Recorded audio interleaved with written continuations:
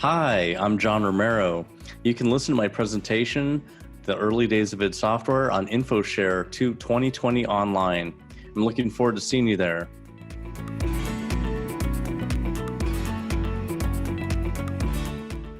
Well, being a game developer for my whole life kind of means that I am playing games and making games every day since 1979. So it's been a long time, and it continues to be super, super fun because the industry is always changing.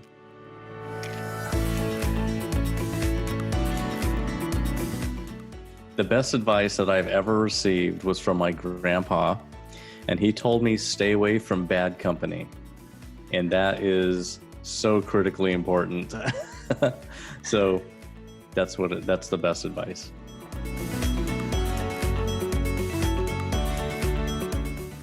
When he meant bad company, he meant bad people. Stay away from people who are harmful or negative, or any way you want to interpret bad.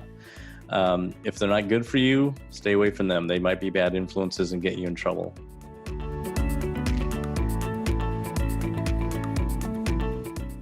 The three things that you're going to learn from my presentation at the Infoshare 2020 would be how id Software started from just 4 developers to basically making a company that has founded the first-person shooter genre. That's one of them. The second thing would be how much work it took to get to that to get to that point, which was years worth of work. And the third thing would be how much fun we had doing it and how much passion we had.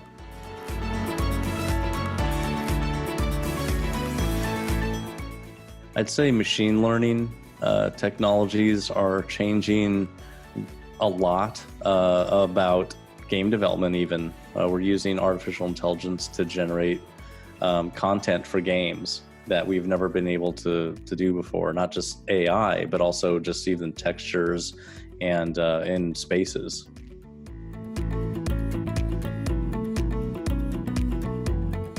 The role of technology in the modern world has been increasing for a really long time. The Internet of Things is kind of up and running, and everything that we have is connected, and that means that we can actually have better control over our environments.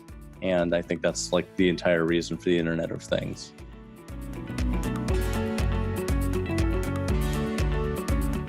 The title of my favorite book is The Terror by Dan Simmons.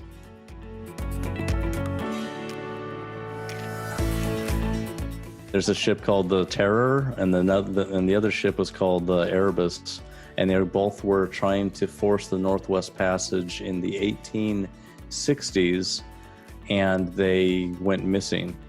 And so it was called the Franklin Expedition, and they basically went missing. So this book is basically reconstructing that and then putting an ending that's crazy.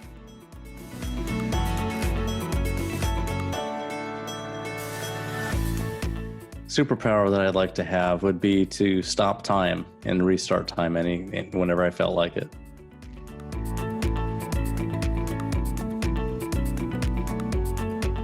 I would say that I prefer The Witcher to Lord of the Rings.